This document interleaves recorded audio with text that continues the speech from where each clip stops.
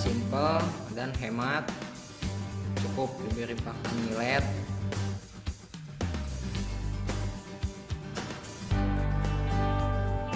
Makanan seperti jagung, kangkung, toge, itu jenis makanan itu banyak fungsinya.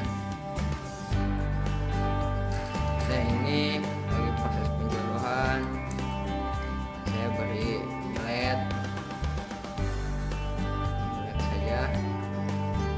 Jika dia proses sudah jodoh, baru saya kasih jagung atau toge biar dia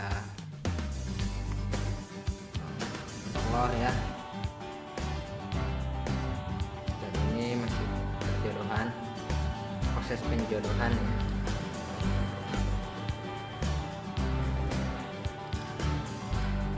Nah, ini jantan, ini betina.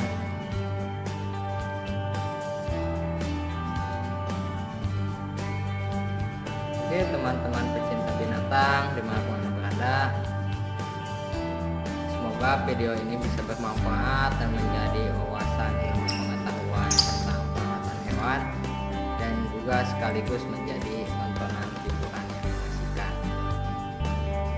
Tonton terus channel saya, jangan lupa like, komen, dan tentunya subscribe sebanyak-banyaknya agar saya lebih semangat lagi memberikan video-video berikutnya. Salam.